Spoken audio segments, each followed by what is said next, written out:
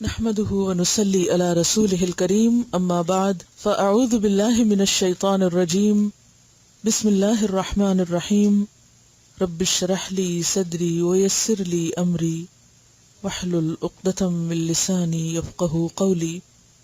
ایک دفعہ درود شریف پڑھ لیجیے.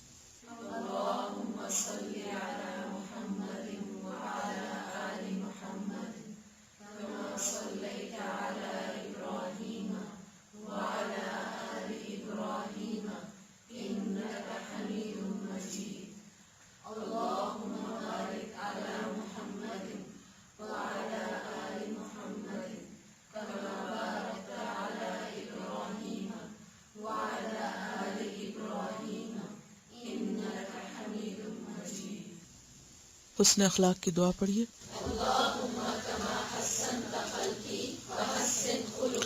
دوسری دعا بھی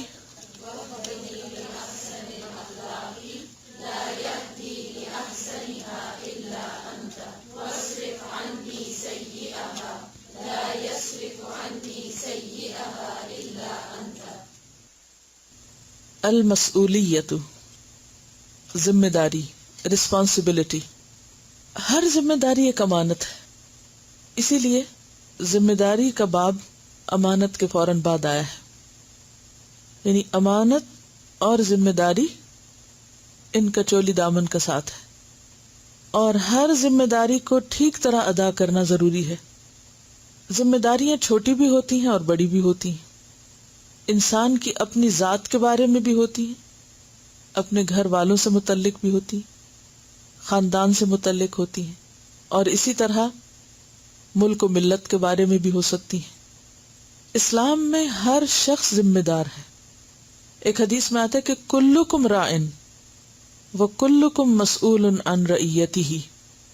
ہر شخص نگران ہے، ذمہ دار ہے، اور ہر شخص سے اس کی رعایا کے بارے میں پوچھا جائے گا. اور راعن کا معنی ہوتا ہے چرواہا، گڈریا، شیپرڈ. جس طرح ایک شیپرڈ یا ایک گڈریا اپنی بھیڑوں یا بکریوں کے بارے میں ذمہ دار ہوتا ہے، ان کی حفاظت، ان کے خوراک، ان کی ضروریات کا خیال رکھنا، اور خاص طور پر ان کی حفاظت کا کام. اسی طرح ہر شخص کو اللہ تعالی نے جو بھی امانت سپرد کی ہے، خواہ وہ اس کی اپنی ذات ہو، خواہ اس کے بچے ہوں، یا اس کے دین کی ذمہ داری ہو، یا کسی کام یا پیشے سے متعلق ہو، جیسے کوئی تعلیم ہے، تدریس ہے، کوئی اور ہنر ہے، یعنی کسی بھی چیز سے متعلق جو ذمہ داری انسان پر عائد ہوتی ہے، اس ذمہ داری کو پورا پورا ادا کرنا، اس کو جاننا اور اس کی حفاظت کرنا، یہ دین کا حصہ ہے. احساس ذمہ داری انسان کے اندر سے اٹھتا ہے، اور انسان کوئی ذمہ داری اس وقت تک پوری نہیں کر سکتا جب تک اس کے اندر اس کا احساس نہ جاگے، وہ خود اس کو محسوس نہ کرے. مثلا مومن ہر آن اپنی نگرانی کرتا ہے. ہم اپنے دل کے لیے نگران ہیں، اپنی ذہن کے لیے، اپنی سوچوں کے لیے، اپنے خیالات کے لیے، اپنی خواہشات کے لیے، اپنے ضمیر کی آواز کے لیے. یہ کون ذمہ دار ہے ان سب چیزوں کا؟ ہم کیا سوچتے ہیں، کیا چاہتے ہیں، دل کی حالت کیا ہے، روحانی حالت کیا ہے، ایمانی حالت کیا ہے. اس کا احساس صرف ہمیں خود ہی ہو سکتا ہے. جب تک ہم اپنے ساتھ سچے نہ ہوں، اپنے ساتھ امانت دار نہ ہوں، اور اپنے دل کے اندر سے اٹھنے والی آواز کو خود نہ سن سکتے ہوں، اپنے ضمیر کی آواز کو خود نہ سنتے ہوں، تو کوئی باہر سے یہ ذمہ داری ادا کر نہیں سکتا. اپنے بارے میں بھی، اور اسی طرح اپنے بعد فوراً اپنے اہل خاندان، اپنے بچے، ان کی ضروریات. اور ضروریات میں صرف کھانے پینے کی ضروریات نہیں ہے، وہ بھی اپنی جگہ ایک ضرورت ہے، لیکن ان کی اخلاقی حالت، ان کی ایمانی حالت، اور پھر ان کی آخرت، اس کے بارے میں ہم ذمہ دار ہیں. قرآن پاک میں اللہ تعالیٰ فرماتے ہیں، یا ایھا الذین آمنوا قوا انفسکم واہلیکم نارا. اے لوگو جو ایمان لائے ہو اپنے آپ کو اور اپنے گھر والوں کو آگ سے بچاؤ. گویا اپنے جسم کو، اپنے آپ کو آگ سے بچانا کس کی ذمہ داری؟ خود اپنی. اور صرف اپنے آپ کو نہیں بلکہ اپنے بچوں کو بھی، اپنے گھر والوں کو بھی. تو اسلام میں ذمہ داری کا کانسیپٹ کیا ہے؟ کلکم راعن، ہر مومن ذمہ دار، ہر شخص ذمہ دار، اور اس سے اس کی ذمہ داری کے بارے میں قیامت کے دن سوال بھی کیا جائے گا، پوچھا بھی جائے گا کہ اس نے ذمہ داری کو صحیح طور پہ ادا کیا یا اس میں کوتاہی کی. ذمہ داری کی ادائیگی اس چیز کا نام نہیں کہ کوئی آپ کے سر پہ کھڑا ہے، آپ کو واچ کر رہا ہے، آپ کو دیکھ رہا ہے، آپ کو پش کر رہا ہے، آپ کو پوچھ رہا ہے. اس وقت تو آپ کام کر لیں، اور جب وہ آگے پیچھے ہو تو آپ بھی اپنا کام چھوڑ کے بیٹھ جائیں. اس کا نام ذمہ داری کی ادائیگی نہیں ہے. ذمہ داری کی ادائیگی کس چیز کا نام ہے؟ کہ انسان اپنے اوپر خود محاسب ہو. کوئی دیکھے یا نہ دیکھے، کوئی پوچھے یا نہ پوچھے، کوئی آپ کو وقتی طور پہ جزا یا سزا دینے والا ہو یا نہ ہو، کوئی آپ کو اپریشیٹ کرنے والا ہو یا نہ ہو، جو کام آپ کے اوپر ہے وہ آپ ہی کے اوپر ہے، اور وہ آپ کو ہر صورت کرنا ہے. کاموں میں ٹال مٹول کرنا اور ذمہ داریوں کو ادا نہ کرنا، آج کا کام کل پہ ڈالتے رہنا، یہ بد اخلاقی ہے، یہ حسن اخلاق نہیں، یہ ایمان کی کمزوری کی علامت ہے. کیونکہ جو کام آپ کے لیے ہے وہ کوئی اور کر بھی دے تو آپ کی ذمہ داری نہیں پوری ہوتی، وہ آپ ہی کو کرنا ہے. اور اس میں بھی آپ دیکھیے پھر حقوق اللہ اور حقوق العباد کی بات آتی ہے، اور امانت ہی سے اس کا بھی تعلق ہے. مثلا اگر طہارت کا اہتمام کرنا ہے وہ آپ کی ذمہ داری ہے، اپنی جسمانی صفائی، اپنی تمام ان چیزوں کی صفائی جو سنت سے ہمارے لیے ثابت ہے اور ہم پر لازم ہے، وہ آپ کو خود ہی کرنا ہے. نہ کوئی دیکھ سکتا، نہ کوئی آپ کو پوچھ سکتا ہے. پھر اسی طرح نماز کی ادائیگی، آپ اس میں کیا پڑھ رہے ہیں، کیا نہیں پڑھ رہے، کیا صحیح سنت کے مطابق ادا کر رہے ہیں یا نہیں، آپ کو خود ہی دیکھنا اپنے آپ کو. کوئی اور آپ کے حصے کا کے نہیں کرے گا. آپ نماز میں خشوع خضوع کر رہے ہیں یا نہیں، کوئی اور نہیں کرے گا. آپ کی اپنی ذمہ داری اس کو مینٹین کرنا، اور اس کا حساب بھی آپ ہی سے ہوگا. اسی طرح روزے کی جو شرائط ہیں وہ پوری کی یا نہیں کی آپ نے، وہ آپ کی اپنی ذمہ داری، آپ ہی سے پوچھو گی، کسی اور سے نہیں ہوگی. زکوٰۃ آپ نے صحیح کیلکولیٹ کی یا نہیں کی، آپ ہی سے پوچھو گی.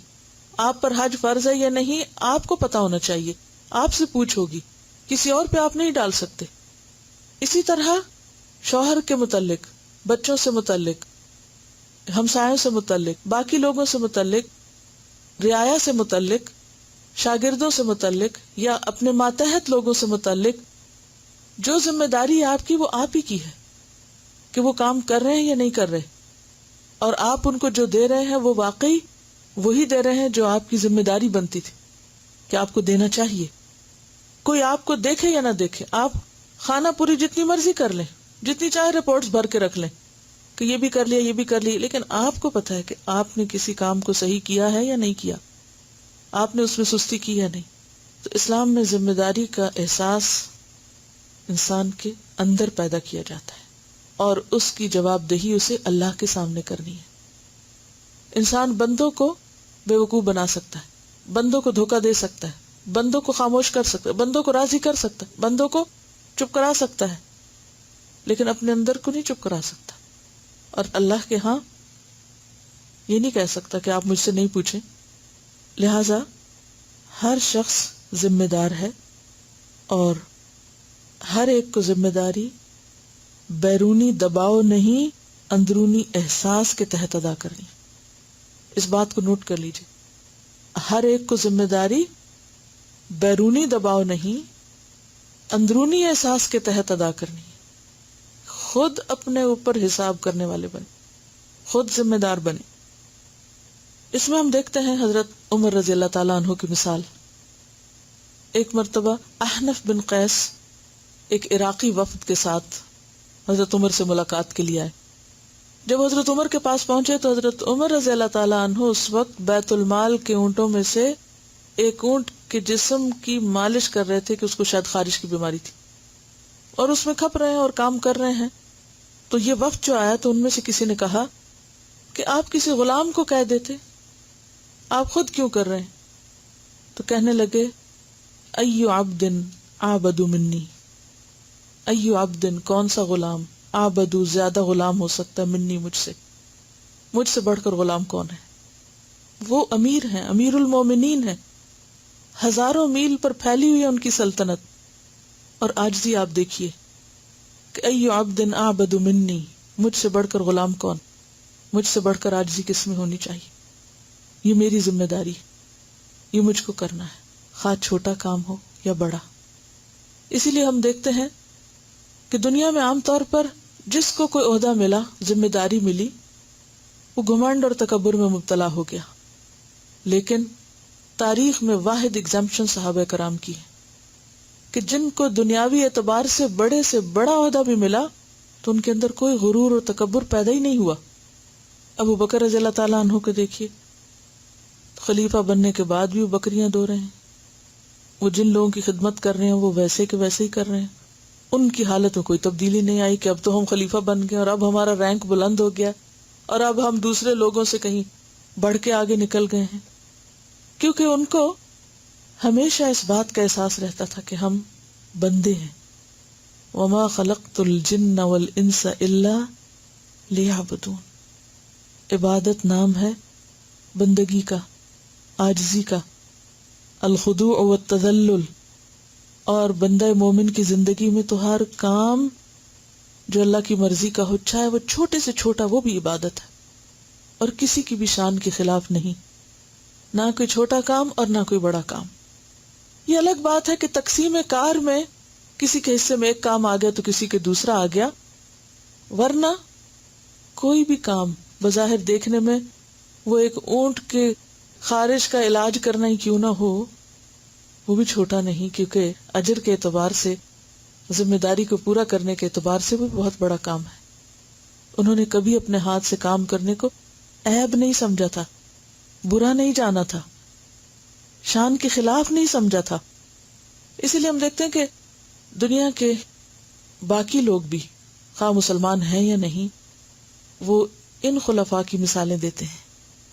مثلا مہاتما گاندھی کو جب 1937 میں انڈیا میں کانگریس کو وزارت ملی تو اس نے خطاب کرتے ہوئے لوگوں سے کہا کہ کرشن اور رام چندر کا حوالہ میں نہیں دے سکتا سادگی کے لیے کیونکہ وہ تاریخی شخصیات نہیں، ہاں ابو بکر اور عمر کا حوالہ دے سکتا ہوں.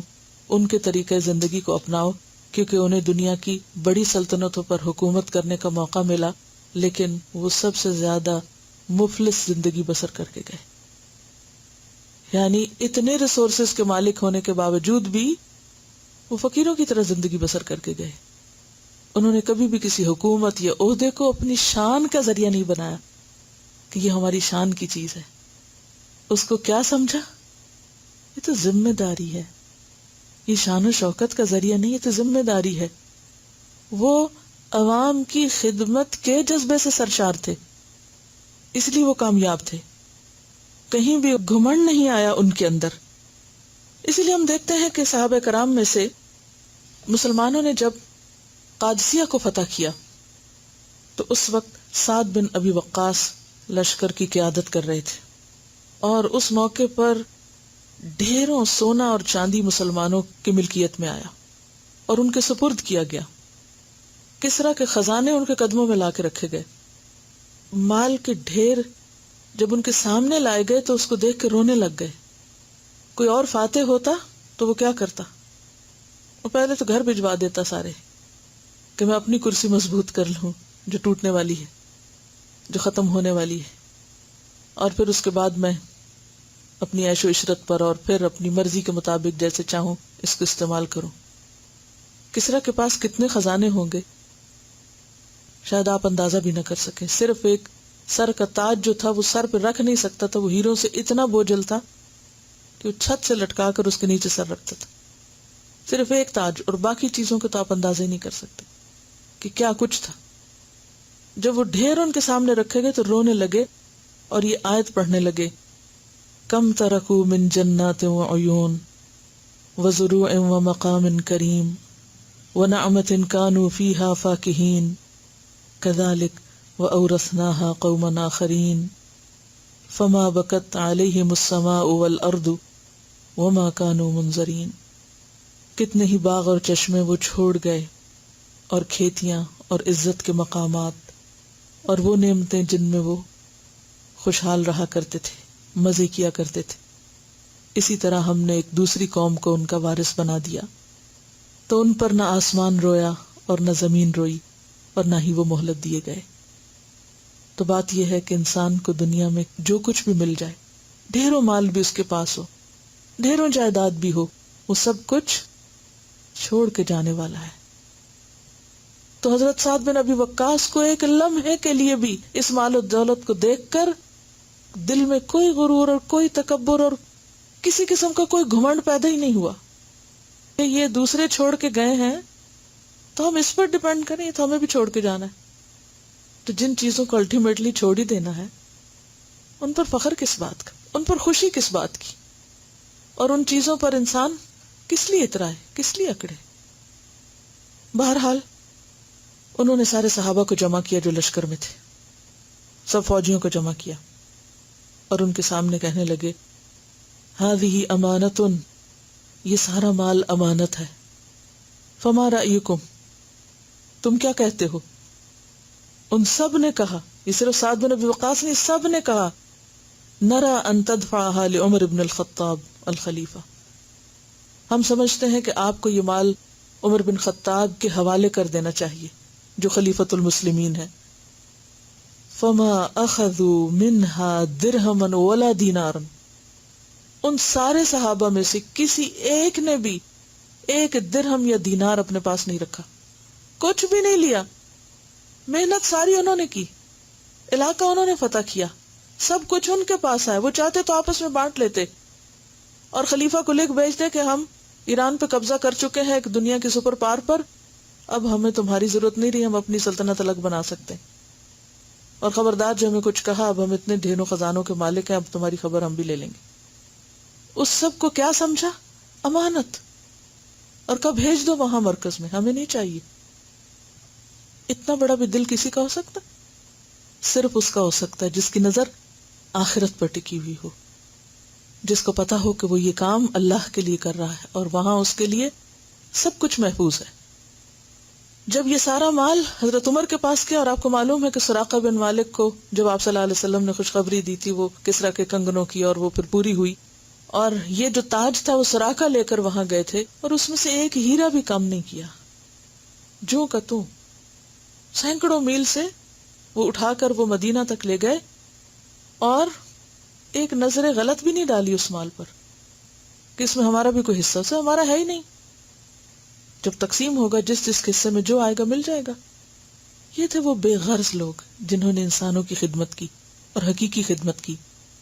جب حضرت عمر کے پاس مال پہنچا وہ بھی بیٹھ کے رونے لگ گئے، وہ بھی مال کو دیکھ کے رونے لگ گئے اور کہنے لگے واللہ الذی لا الہ الا ہو ان قوما دفعوها الی ومنع، کہ ان لوگوں نے یہ سب کچھ میرے پاس امانت کے طور پہ بھیج دیا، اب یہ میرے ذمہ داری پڑ گئی کہ میں اب اس کو کیا کرتا ہوں. انہوں نے بھی اس کو اپنا نہیں سمجھا کہ میں خلیفہ ہوں اور یہ سب میرے ہاتھ میں آ گیا، اب میں جو چاہوں کروں، کسی کو دوں یا نہ دوں. نہیں، انہوں نے کہا یہ میرے پاس اب امانت آ گئی، اب مجھے بھی اس امانت کو اس کے حقداروں تک پہنچانا ہے اور جو اس کا اہل ہے اس تک لے کے جانا ہے. اسی طرح حضرت ابو بکر کے بارے میں آتا ہے کہ حضرت معاذ رضی اللہ تعالیٰ عنہ یمن سے آئے تو ان کے پاس ایک خچر تھا، یعنی بہت عمدہ سواری تھی، اور وہ کچھ مال بھی وہاں سے لے کر آئے. تو حضرت عمر نے کہا جو تمہارے پاس ہے اس کو سپرد کرو، بیت المال میں جمع کراؤ، اور میں تمہارے مال کا حساب کرتا ہوں کیا لے کر آئے ہو. تو حضرت ابوبکر خلیفہ تھے، حضرت ابوبکر خلیفہ تھے اور عمر کہہ رہے ہیں کہ تم یہ مال یہاں جمع کرو اور حساب دو. تو ابوبکر کہتے ہیں، یعنی کہ وہ سچویشن ایسی تھی کہ جیسے دیکھنے والا دیکھ رہا ہے کہ خلیفہ تو وہ ہیں اور عمر کیا کہہ رہے ہیں. تو ابوبکر کہتے ہیں ولیکن انا ہوا وہو ایایا، انا ہوا وہو ایایا، میں وہ ہوں اور وہ میں ہوں، ہم ایک ہی ہیں، ہم دو نہیں ہیں. جو اس کی رائے ہے وہی میری رائے ہے، جو میری رائے ہے وہی اس کی رائے ہے، کہ میں اس کی زبان سے بول رہا ہوں، وہ میری زبان سے بول رہا ہے. دونوں نے جب مل کے حساب کے، معاذ نے کہا میں نے وہاں کچھ تجارت کی تھی اور اس تجارت میں جو نفع ہوا اس سے میں نے یہ حاصل کیا. تو عمر نے اس کو چھوڑ دیا. رات کو انہوں نے خواب دیکھا. خواب میں دیکھتے ہیں کہ جیسے وہ گہری آگ کی کھائی میں گر رہے ہیں اور عمر اپنے کپڑوں سے ان کو کھینچ کے باہر نکال رہے ہیں.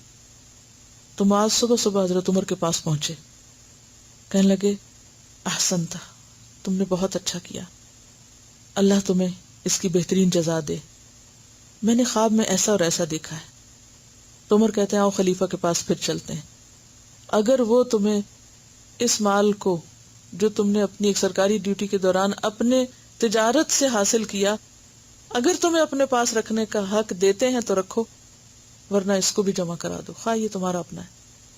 تو وہ کہنے لگے کہ چلو چلتے ہیں. اور جب حضرت ابو بکر کے پاس پہنچے تو انہوں نے کہا چونکہ اس پہ تم نے خود محنت کی لہٰذا اس کو تم اپنے پاس رکھو. یہ بات کیا تھی کہ امیر المومنین کی رضامندی بھی ضروری تھی، کہ کہیں کوئی یہ شک نہ کرے کہ یہ مال شاید لوگوں کا ہے جنہوں نے غصب کر کے اپنے پاس رکھ لیا. تو بات یہ ہے کہ صحابہ کرام اپنے معاملات میں اس قدر کھرے تھے. یہی وہ چیز تھی کہ جنہوں نے ان کو احسان کے درجے پہ پہنچا دیا، احسان کے درجے پر، کہ اپنا حق رکھتے ہوئے بھی چیزوں پر اپنا حق نہیں سمجھتے تھے. جو جس کا حق تھا اس کو لوٹانے کے لیے ہر دم تیار رہتے تھے. تو ہمارے پاس جو کچھ بھی ہے امانت ہے، خواہ ہمارا اپنا جسم ہے، خواہ ہمارے بچے ہیں، خواہ ہمارا کام ہے، کوئی بھی نعمت ہے وہ امانت ہے ہمارے پاس، اور اس میں ہماری مرضی نہیں اللہ کی مرضی ہونی چاہیے. اس جسم سے بھی، اس وقت سے بھی، اس علم اور ان صلاحیتوں سے بھی صحیح طور پر فائدہ اٹھانا چاہیے، اس کو ضائع نہیں کرنا چاہیے. اسی طرح کوئی بھی کام جو ہمارے سپرد ہو، کوئی بھی کام، چھوٹی ذمہ داری ہو یا بڑی، مثلا چھوٹی سے چھوٹی ذمہ داری کیا ہو سکتی کہ یہاں سے آپ نکلتے ہوئے دروازہ بند کر کے جائیں، یعنی اس بلڈنگ کا دروازہ لاک کرنا ہے. تو اس ذمہ داری کو کیسے ادا کریں؟ کہ بس ہاں کر دیا جیسے بھی ہوا؟ نہیں، جیسے آپ اپنے گھر کا ڈور چیک کرتے ہیں اس سے بڑھ کر چیک کرنے والے ہو. تو یہ امانت ہے میرے ہاتھ میں، اگر تھوڑی سی بھی کوتاہی ہو گئی تو کیا ہوگا؟ کوئی بھی چیز، مثلا ہم یہاں بیٹھتے ہیں، یہ بینچ جن پہ بیٹھ کے آپ لکھتے ہیں، امانت ہے. ہمیں حق نہیں کہ ہم ایک لکیر اپنے کاغذ پر لکھیں اور ایک بینچ پر بھی کچھ بیٹھ کے تباہ آزمائی کرتے رہیں. عموماً کیا ہوتا ہے، سرکاری املاک کا لوگ خیال نہیں رکھتے کہ یہ کون سا میرا گھر ہے، تو سرکاری گھر ہے جس میں میں رہ رہی ہوں، جیسے چاہے خراب کر کے چھوڑ دوں. یہ میری تھوڑی گاڑی، کسی کی گاڑی ہے، جیسے چاہے استعمال کروں. یہ برتن میرا تھوڑی ہے، جیسے چاہوں استعمال کروں. خراب ہوگا تو کسی کا ہوگا. یہ کتاب میری تو نہیں، کسی کی ہے، مجھے اس سے کیا. تو جتنا ہم اپنی چیزوں کے بارے میں کانشیس ہوتے ہیں، اپنے ذاتی کام کے بارے میں کانشیس ہوتے ہیں، اس سے بڑھ کر ہمیں اللہ کے کام کے لیے کانشیس ہونے کی ضرورت ہے. کچھ ذمہ داریاں ذاتی نہیں ہوتی، اللہ کے دین کی خدمت ہوتی، اللہ کے دین کی خدمت کے حوالے سے ہوتی، اور وہ ہماری سعادت ہوتی ہے. سراسر عین خوش قسمتی ہوتی ہے کہ اللہ وہ کام ہم سے لے رہا ہے. وہ تو بے نیاز ہے، کروڑوں کروڑوں کی مخلوق میں سے اگر اس نے کوئی کام ہمیں کرنے کی صلاحیت بخشی، کوئی علم ہمیں دیا، کوئی ہنر ہمیں دیا، کوئی مال ہمیں دیا، کوئی طاقت ہمیں دی کہ ہم کچھ کر سکیں، تو اس کی بھی قدر کریں اور اس کا بھی حق ادا کریں، اور اس کی ادائیگی کو کسی پر احسان نہ سمجھے. اللہ چاہے تو ایک لمحے میں ہم سے کوئی نعمت لے کر کسی اور کو دے سکتا ہے، اسے ہماری کوئی ضرورت نہیں. تو جو بھی وقت ہے اور جو بھی وسائل ہیں، ریسورسز ہیں، ان سب کو صحیح استعمال کرنا، یہی ذمہ داری کی ادائیگی ہے، یہی مسئولیت اور یہی رسپانسبلٹی کی ادائیگی کا حق ادا کرنا ہے. اللہ ہمیں اس کی توفیق عطا فرمائے. سبحانک اللہم و بحمدک، نشہد ان لا الہ الا انت، نستغفرک و نتوب الیک. السلام علیکم و رحمۃ اللہ وبرکاتہ.